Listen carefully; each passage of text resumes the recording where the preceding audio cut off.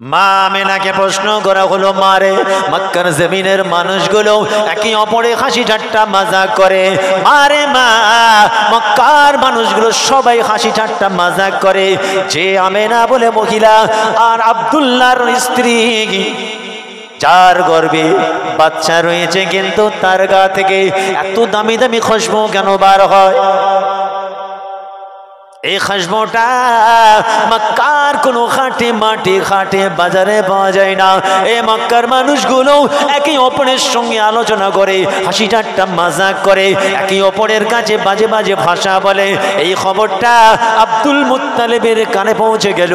তিনি নিজে এবং স্ত্রীকে সঙ্গে নিয়ে বৌমাকে প্রশ্ন করে, মারে মা, তুমি হলে স্বামী হারা, তুমি একজন গর্ভবতী মহিলা, দুঃখ করো না, আমাদের জানার বড় ইচ্ছা হয় মা, তোমার গা থেকে এত সুন্দর খুশবু কেন বার হয়?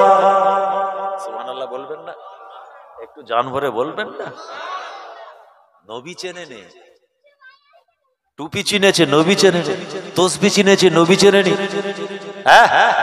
জুব্বা চিনে পেয়েছে, চিনেছে, নবী চেনে নি, নামাজের মুসাল্লা চিনেছে, নবী চেনে নি, বাপ মা চিনেছে, নবী চেনে নি, পীর মাশায়েখ চিনেছে, নবী চেনে নি। আমাদের আম্মা জালমা আমেনাও অশ্রুসিক্ত চোখে বলেছিলেন, আপনারা কি বলছেন আমি নিজেও তো জানি না এই খুশবুটার কারণটা কি। আম্মা জানতে হলে শোনো, আমি যখন পানি আনার জন্য আমি আমার বালতিটা নিয়ে কুয়ার সামনে পৌঁছে যাই, আর খোদার কসম করে বলছি না না, ওই কুয়ার পানিটা আমি আমেনা আমাকে সালাম দেয়। শুধু তাই নাই, আমেনা রে, এত কষ্ট করে কেন কুয়ার ধারে আসতে হয়? একবার তুমি যদি ইশারা করো, আমি কুয়ার পানি তোমার ঘর পর্যন্ত পৌঁছে যাব। আম্মা জান কুয়ার পানিটা আস্তে আস্তে করে কুয়ার মুখের কাছে রয়ে যায়। আম্মা জান আরো শুনুন, মক্কার মহিলাগুলো দৌড়ে দৌড়ে আসে, আমেনা যেও না, যেও না, যেও না, তুমি একটু অপেক্ষা করো, তুমি যদি চলে যাও কুয়ার পানিটা নিচেই চলে যাবে, আর তুমি একটুখানি অপেক্ষা করো, তোমার ওসিলায় আমরা গ্রামের মেয়েরা সবাই পানিটা তুলে নেব। আম্মা জানে কারণটা কি আমি জানি না, কিন্তু ঘটনা ঘটতে চলেছে। যেদিন থেকে আমার আল্লাহ আমার গর্ভে মাসুম বাচ্চা দিয়েছেন, সেই রাত্রি থেকে এ ঘটনা ঘটতে থাকে। আর আপনি আমাকে জিজ্ঞাসা করছেন খুশবুটা কিসের? খুশবুটা কিসের?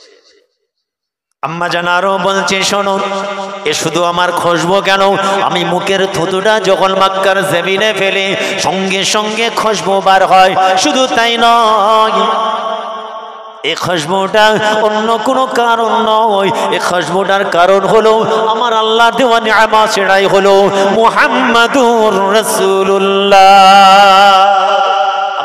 চড়া রৌদ্রে যখন আমি আমেনা মক্কার অলিতে গলিতে যখন বার হয়, আমি লক্ষ্য করি আসমান থেকে মেঘগুলো ছুটে ছুটে এসে আমি আমেনা আমাকে ছায়া করতে থাকে। কিসের জন্য আমিও তো জানি না, তবে এটা পরিষ্কার বুঝতে পারি, এটা হলো আল্লাহ রাসূলের ওসিলা। গর্ভের বাচ্চা শিশু নবীর সম্পর্কে বলা হচ্ছে। আপনি নবী চিনতে পারলেন না? বলেন, মা আমেনা বাচ্চা যখন দুনিয়ার জমিনে আসে, আম্মা জান আমেনা বলতে থাকেন, আমার মনটা বড় খারাপ হয়ে গেল। 1 বছর মতো বয়স হলো, মক্কার জমিনের বাচ্চাগুলো যখন কাঁদে, বাচ্চার বাপ মা তাদের জন্য কত সুন্দর খেলনার ব্যবস্থা করে, কত সুন্দর শান শওকত করে তার জন্য অনুষ্ঠান হয়। আহারে বাপরা ছেলে আমার রাসূলুল্লাহর জন্য কে খেলনা এনে দিবে? আহারে আমার কথাটা যেন আমার আল্লাহর কাছে পৌঁছে গেল।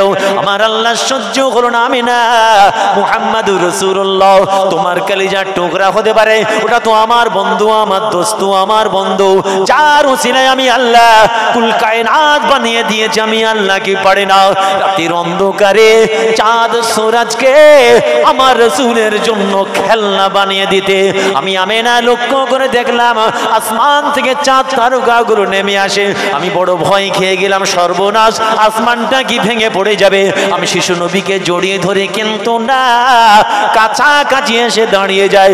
আমার শিশু নবী যখন হাতটা ইশারা করে, আসমানের চাঁদ তারাগুলো রাসূলুল্লাহর আগুনের ইশারায় খেলা করতে থাকে। তাহাজ্জুদ চিনেছে, ইশরাক চিনেছে, নফল চিনেছে, বাপ রে বাপ কত নামাজ, নবী চিনতে পারেনি।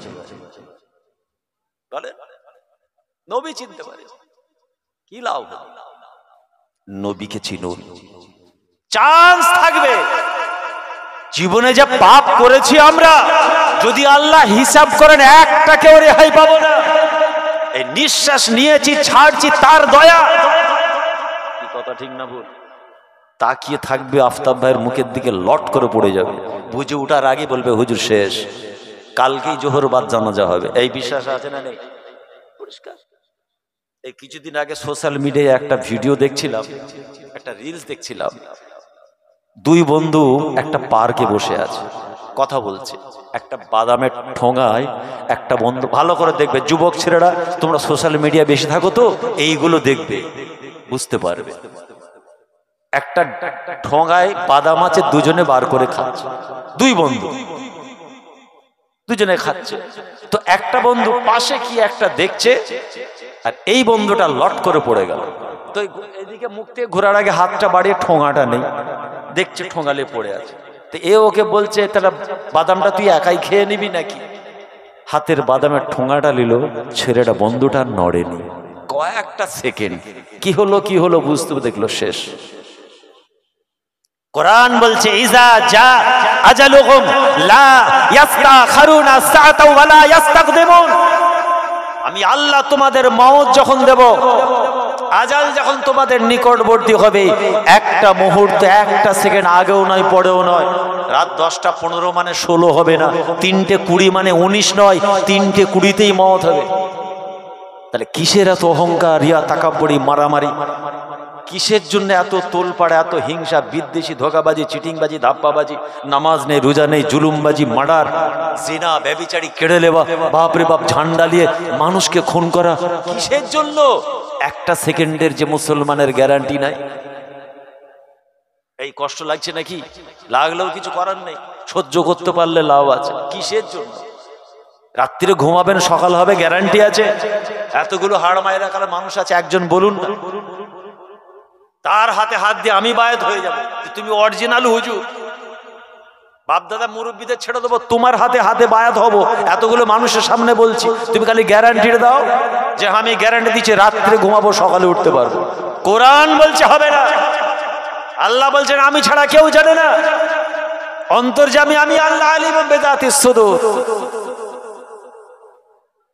মওত তার হাতে, হায়াত মওতের মালিক হচ্ছেন আমার আল্লাহ।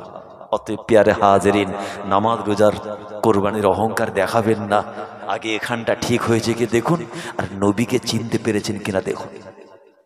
দেখবেন মাস্টাররা ক্লাসে মাঝে মাঝে সাজেশন দেয়, ছাত্রদের নিয়ে উঠা বসা, তো উদাহরণগুলো এরকমই বার হচ্ছে, যাক বুঝে নেন। মাস্টারদের কিছু বলে, কিছু না পারিস এই 4টে আলাদা করে ভালো করে দেখে যাবি। কারণটা কি? পড়াশোনা তো সারা বছর করলি না, শোন এই 4টে প্রশ্ন উত্তর একটু ভালো করে দেখে যাবি, তো পাস করার চান্স আছে। গিয়ে দেখলো 4টে নয় 3টে প্রশ্নই পড়ে গেছে। বেশি নামাজ পড়তে পারে, রোজা রাখতে পারেনি, কমপক্ষে নবীর গোলামিটা করে যান, নবীর জন্য নিজেকে কোরবানি করে দেন। আর যে নবীর জন্য কোরবানি হয়ে যাবে, দেখবেন সে আস্তে আস্তে নামাজের মুসাল্লায় ঠিক আল্লাহ দাঁড় করিয়ে দেবে, ঠিক সে সঠিক পথে ফিরে আসবে একদিন। আমাদের নবী চিনতে দেরি হয়ে যায়। নবীর ত্যাগ, তিতিক্ষা, দয়া, মায়া, রাত শেষ হয়ে যাবে, শেষ করা যাবে না। কি কষ্টমান নবী করেছে। নবীদের কথা বলতে গিয়ে আল্লাহর নবীর কথা মনে পড়ে যায়। এমন একজন নবী যাকে গ্রামের মানুষ জঙ্গলে রেখে দিয়ে এসেছিল। আল্লাহর নবী একজন, আমাদের নবী হিন হায়াতে তখন আসেননি, 570 খ্রিস্টাব্দের অনেক আগের কথা বলছে। স্ত্রীরা ছেড়ে পালিয়ে গেল, কলিজার টুকরারা চলে গেল, বন্ধু বান্ধব, আত্মীয় স্বজন, ফ্রেন্ড সার্কেল সবাই সে নবীর কাছ থেকে সরে গেল। শেষ পর্যন্ত গ্রামের মানুষ এসে বলল, তুমি যে রোগাক্রান্ত হয়েছ, তোমার যে ব্যাধি, এই রোগটা যদি ছড়িয়ে যায় গ্রামের সমস্ত মানুষের মধ্যে ছড়িয়ে যাবে, সবাই মারা যাবে। অর্থাৎ তোমাকে আমার গ্রামে আর রাখা যাবে না। একজন নবীকে বলছে গ্রামের লোক এসে। রাখা যাবে না। কোন নবী বলেন জোরে একটু? আল্লাহর নবী আইয়ুব আলাইহিস সালাম। নবীর চোখটা ছলছল করে, আয় রাব্বি আল্লাহ, আমার স্ত্রীরা পালিয়ে গেল, ছেলে আত্মীয় স্বজন প্রতিবেশী সবাই জানিয়ে গেল, আজকেরা আমাকে গ্রাম থেকে তাড়িয়ে দিতে চায়। আয় রাব্বি আল্লাহ, আমি চাই না আমার জন্য গ্রামের মানুষ বিপদে পড়ুক, সমস্যায় পড়ুক। গ্রামবাসীদেরকে বললেন নবী, কি বললেন? চলো, আমি অবশ্যই গ্রাম থেকে, লোকালয় থেকে আমি একটু জঙ্গলের দিকে যেতে চাই। আমার জন্য গ্রামের মানুষের কষ্ট হবে, আমি নবী আইয়ুব সেটা পছন্দ করি না। একমাত্র হুজুরের স্ত্রী রয়ে গেলেন, অন্যান্য স্ত্রীরা চলে গেলেন। সবাই চেয়েছিল ট্রিটমেন্ট করবে, ওষুধ করবে, ডাক্তারি করবে, বললেন না। কি তাওয়াক্কুল! কারণটা কি? আমি অসুস্থ, আল্লাহ জানে। আমার যে ব্যাধি আল্লাহ জানেন তো? বলছে হ্যাঁ জানে। তাহলে আমি কষ্ট পাচ্ছি আল্লাহ জানে তো? বলছে হ্যাঁ জানে। তো আমি এটাই পছন্দ করি, আল্লাহ যাতে খুশি আমি তাতে খুশি। বলুন না সুবহানাল্লাহ। এই জানবরে বলেন না সুবহানাল্লাহ। তাহলে নবী ইব্রাহিম আলাইহিস সালাতু ওয়াস সালামকে যখন নমরুদ আগুনে ফেলে দিয়েছে, হাওয়ার বাতাসের ফেরেশতা এসে বলছে, হুজুর একবার আপনি অনুমতি দিন। যেমন পাহাড়ের ফেরেশতারা তায়েফের জমিনে আমার রাসূলকে বলেছিলেন, হুজুর একবার অনুমতি দিন, এই পাহাড় তায়েফের পাহাড়টা নিয়ে ওদের ঘাড়ে চাপিয়ে দেব। নবী মাফ করে দিলেন। তাই তো নবী ইব্রাহিম একই কথা বলছেন, ফেরেশতা তুমি হাওয়া দিয়ে আগুনকে ঠান্ডা করতে হবে না। আল্লাহ পাক কি জানেন আমি নবী ইব্রাহিম আগুনে? বলছে হ্যাঁ। তাহলে আল্লাহ পাক খুশি তো আমি আগুনে? বলছে হ্যাঁ। তাহলে সুবহানাল্লাহ বললেন না? ব্যাস, আল্লাহ পাকের পরীক্ষায় পাশ করে গেলেন। আল্লাহ হুকুম দিলেন, এই আগুন ঠান্ডা হয়ে যা, সালামতি শান্তির ব্যবহার করবি। আমার ইব্রাহিমের শরীরে একটা পশম যেন না পড়ে। ইয়া নারু কুনি বারদাউ ওয়া সালামান আলা ইব্রাহিম। বলুন না সুবহানাল্লাহ। জোরে বলেন। তলোয়ার ধরেছেন 52 বছর বয়স, কুরবানি করে, ভুনা করে, কাবাব করে খুব খাচ্ছ। পিছনে ইতিহাসটা জানা আছে। ইতিহাস শুনলে ঘুমোতে পারবেন না, মনে হবে জঙ্গলে চলে যায়, সংসার ধর্ম ছেড়ে দিই। নিজের ছেলেকে কুরবানি করতে গেছেন, নিজের কলিজার টুকরাকে। নবী ইব্রাহিম আলাইহিস সালাম বাচ্চাকে কলিজার টুকরাকে বুকে জড়িয়ে ধরে মিনা নামক জায়গায় নিয়ে গেছেন। 52 ইয়ার, 52 বছর বয়স। উলঙ্গ তলোয়ার বার করেছে। আহারে কাকে? কোনো বাচ্চাকে ধরে নিয়ে গিয়ে নয়, কোনো আত্মীয় স্বজনের বাচ্চা নয়, নিজের কলিজার টুকরা। বলুন আপনি পারবেন? এই বলেন পারবেন? কোনো আওয়াজ বার হচ্ছে না। কমপক্ষে আমাদের দুনিয়া থেকে চলে যেতে হতো। আমি বাপের মেজো ছেলে, দ্বিতীয় বছরে অ্যাকশন হয়ে যেত। কি তাই তো নাকি? আমি দ্বিতীয় মেজো, মানে প্রথম বছরে বড় ভাই, দ্বিতীয় বছরে আমি, তাই তো নাকি? এবার আপনি কোন নম্বরে চিন্তা করুন যদি এটা আমাদের জন্য ফরজ হয়ে যেত। বাচ্চা শিশু ইসমাইল বলেছিল, আব্বা জান এমন কেন করছেন? আব্বা জান আপনি আমাকে বড় মুহাব্বত করেন, ভালোবাসেন। আমার আম্মা আমাকে বড় মুহাব্বত করেন, ভালোবাসেন। আমার আম্মা যখন আমাকে দেখতে পাবে না, আমার আম্মা জানের বড় কষ্ট হবে। তবে আম্মা জান একটা কথা বলছি শুনুন, আমি যখন শহীদ হয়ে যাব, আমি যখন যাবে হয়ে যাব, আমার শরীরের পোশাকটা আমার আম্মার কাছে পৌঁছে দেবে। সবর করছেন ইসমাইল নবী, কষ্ট করছেন। নবী ইব্রাহিমের কষ্ট কেমন বুঝতে পারছেন তো? আল্লাহ বলেছেন আপনার পছন্দনীয় জিনিসটা আমার খলিল আমার রাস্তায় বা আমাকে উৎসর্গ করো, কুরবানি করো। যখন বুঝতে পারলেন আমার সব থেকে পছন্দ, মানে সারার পরে হাজেরা বাচ্চা দিয়েছেন আল্লাহ, বাচ্চা ছিল না। কত বছর পর আল্লাহ ফুটফুটে সন্তান, এমন একজন বাচ্চা তিনিও ভবিষ্যতে নবী, কিন্তু আল্লাহ ওই বাচ্চাটাকেই কুরবানি পছন্দ করেন। একটা উফ শব্দ পর্যন্ত করলেন না। আল্লাহ আপনি যাতে খুশি, আমি ইব্রাহিম তাতে খুশি। যদি বলেন এমনি খলিলুল্লাহ লাকাব আল্লাহ মিলিয়েছেন, ছেলে খেলা নাকি? তলোয়ারটা ধরেছেন। খালি ইসমাইল নবী বলছেন, আব্বাজান আপনার এই কাজটাই কি আল্লাহ পাক খুশি? বলছে হ্যাঁ বাবা খুশি। আমি মজবুর, আমার আল্লাহ এটাই খুশি। বাচ্চা শেষ ইসমাইল নবী বলেছিল, আব্বা জান চিন্তা করবেন না, আপনি যখন জবেটা করবেন, তলোয়ারটা চালাবেন, আপনি যদি খালি চোখে আমার মুখের দিকে তাকান, তলোয়ার চালাতে পারবেন না। আমি নবী ইসমাইল আপনার কলিজার টুকরা, আমি ভালো করে জানি আপনি আমাকে বড়ই মোহাব্বত করেন। অতএব আমি আপনাকে সান্ত্বনা দিয়ে একটা কথা বলি, আব্বা জান আপনি চোখে একটা পট্টি বাঁধুন, তলোয়ারটা চালিয়ে দিন, আল্লাহ যাতে খুশি, আপনি তাতে খুশি শুধু নয়, আমি নবী ইসমাইলও তাতে খুশি। আমি আপনাকে আল্লাহর পরীক্ষায় ফেল হতে দেব না, আমি কামিয়াব করতে সহযোগিতা করতে চাই। তলোয়ার চালিয়ে দিয়েছিলেন তো নাকি?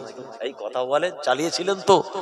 তাহলে নিজের স্ত্রী বাচ্চা দুনিয়ার সবার থেকে বেশি নবী ইব্রাহিম আলাইহিস সালাম আল্লাহকে ভালোবেসেছিলেন।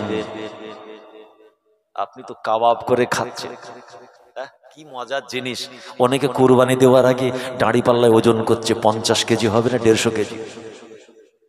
এই শুনছেন? ভালো করে মাত্রাটা শুনে যান। আগে ওজন করে নিচ্ছে, গোশতর সঙ্গে মতলব 3 ভাগের 1 ভাগ 20 কেজি আমার চাই, 50 কেজি আমার চাই, বড় ফ্যামিলি, তার মানে 150 অবশ্যই হতে হবে।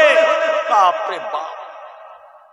আবার যেটা পাবো সেটাকে কোপ্তা কতটা হবে, কাবাব কতটা হবে, ভুনা কতটা হবে, ভণ্ডমি করার জায়গা খুঁজে পাওনি। আবার কম্পিটিশন হচ্ছে, এই গ্রামের সব থেকে বড় কার, বললো অমকের, কত দাম, 75,000 টাকা। চ পাঁকড়া শোভা করে যায় 1.5 লক্ষ টাকার আনবো। আবার হুজুররাও ওয়াজ করতে করতে বলে, ওই যাবেকৃত পশু, তার গায়ে যত পশম আছে, যত পশম আছে তার থেকে 1000 গুণ বেশি আল্লাহ সওয়াব দেবে। জোরে বলুন না সুবহানাল্লাহ, বারহাক দেবে। আবার এটাও শুনেছি, ওই পশুর কাঁধে বসে ডাইরেক্ট জান্নাতে ঢুকে যাবে। এইদিকে তাকা, যারা বড় বড় কুরবানি, তাদের জন্য খুশির খবরটা শুনে যান। মানে যা পারো করো, যদি কুরবানি বড় হয়, ওই পশুর কাঁধে বসে ডাইরেক্ট জান্নাত। নাউজুবিল্লাহ বলে, এই নাউজুবিল্লাহ পড়েন। তুমি হারাম খাবে, সুদ খাবে, ঘুষ খাবে, ধোঁকাবাজি, চিটিংবাজি, বাপ মাকে মারবে, ইয়েতিমকে মারবে, জিনা ব্যভিচারী করবে, চিটিংবাজি করবে, আর কুরবানি দিয়ে কুরবানি গরুর উপরে বসে জান্নাতে। এইসব সমাজের কিছু ভাইরাস, এইসব বিভেদ ছড়াচ্ছে। খবরদার এটা না হয়। আল্লাহর নবী, আল্লাহর নবী বলেন, আমি কোনো সেবা নেব না, ওষুধপত্র আমার দরকার না, আল্লাহ যাতে খুশি আমি তাতে খুশি। কতদিন রোগটা ছিল জানেন? এই কথা বলে 18 বছর, 18 দিন নয়, 18 মাস নয়, 1.5 বছর হলে কি 18 মাস হয়? 18 বছর। সব স্ত্রীটা চলে গেল, একজন ছিলেন ওনার স্ত্রী মা রহিমা, তিনি একা ছিলেন, সবাই চলে গেল। দিন যায় রাত আসে, রাত যায় দিন আসে। নবীরা যদি এত কষ্ট করেন, মুসলমান উম্মতি মুহাম্মাদি আমাদের কষ্ট করতে সমস্যা কোথায়? আল্লাহর কোরআন এক জায়গায় পরিষ্কার জানিয়েছে, যদি আল্লাহ হাসিল করতে হয়, আল্লাহর নৈকট্য যদি লাভ করতে হয়, আল্লাহ রাসূলকে যদি পেতে হয়, সঠিক পথ যদি পেতে হয়, 2টো রাস্তা দিয়ে এসো বান্দা। আমি আল্লাহ জানিয়ে দিলাম, 2টো রাস্তা তোমাদের জন্য রাখা আছে বান্দা। এই 2টো রাস্তা দিয়ে এসো, আল্লাহ হাসিল হয়ে যাবে। ওয়াস্তাঈনু বিস-সাবরি ওয়াস-সালাহ। একটা হলো নামাজের রাস্তা, আর একটা হলো সবরের রাস্তা। ইব্রাহিম নবী বাচ্চার গলায় তলোয়ার চালাচ্ছেন, সবর করেছেন। ইব্রাহিম নবী নমরুদ আগুনে ফেলে দিয়েছে, সবর করছে, কিন্তু আল্লাহ ছাড়েনি। আল্লাহর নবী ব্যবস্থা নিলেন না, ওষুধপত্র নিলেন না, সেই লোকালয় ছেড়ে জঙ্গলে চলে গেলেন। দিন যায় রাত আসে, দিন যায় রাত আসে, কত কষ্ট করে মেহনত করে দিন যায় রাত আসে, নামাজ ছাড়েন না, আল্লাহর উপরে তাওয়াক্কুল পর্যন্ত ছাড়েন না। আপনারা বলুন, আল্লাহ তো সবই জানেন, কিন্তু এরপরেও কেন নবী কষ্ট পান? আদম নবী 300 বছর, কি তাই তো? ইনিও নবী তো? এই কথা বলেন, ইনিও নবী তো? 300 বছর 350 বছর ইখতিলাফ কেন কাঁদবেন? তিনি তো নবী, তিনি কেন কষ্ট করলেন? তিনি কেন সবর করলেন? আর শেষ পর্যন্ত আরাফার ময়দানে গিয়ে যখন দোয়া চাইতে চাইতে আল্লাহ রাসূলের ওসিলা দিয়ে দোয়া চাইলেন, নবী আদমের দোয়া কবুল হলো। কি বলে দোয়া চেয়েছিল? রব্বানা যালামনা আনফুসানা ওয়া ইল্লাম তাগফির লানা ওয়া তারহামনা লানাকুনান্না মিনাল খাসিরিন। আয় রাব্বি আল্লাহ, রব্বানা যালামনা, আমরা জুলুম করে ফেলেছি, আনফুসানা, আমরা আমাদের নফসের উপরে জুলুম করে ফেলেছি।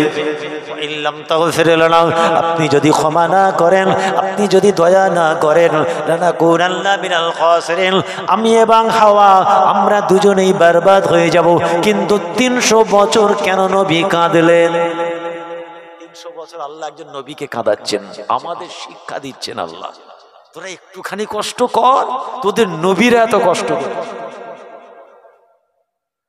আমরা কষ্ট করতে রাজি নয়, ফল খেতে রাজি, গাছের ট্রিটমেন্ট করতে রাজি নয়। গাছ বসাতে চাই না, গাছের ট্রিটমেন্ট করতে রাজি নয়। আমরা গাছ বসিয়েছি, কালকেই বলছি ফল দাও, এত সস্তা।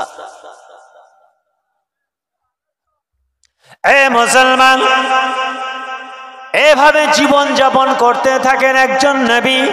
মা রহিমা কষ্ট করে, মানুষের বাড়ি কাজ করে, কত কষ্ট করে যখন এসে মুখের সামনে খাবার পানি তুলে দেন, তবে নবী খান কোনো একদিন দেখা গেল শরীরের অঙ্গ প্রত্যঙ্গগুলো, গোশতগুলো খেয়ে পুড়িয়ে শেষ করে দিচ্ছে। শরীর থেকে গোশ মোবারকগুলো ঝরে ঝরে পড়ে, আর পোকাগুলো খাচ্ছে না, হুজুরের শরীর থেকে বার হয়ে চলে যাচ্ছে। আল্লাহর নবী আইয়ুব আলাইহিস সালাতু ওয়াস সালাম পোকাটাকে ধরে বলছেন, যাচ্ছ কোথায়? আমার আল্লাহ তোমার রিজিকটা আইয়ুব নবীর শরীরে রেখেছেন।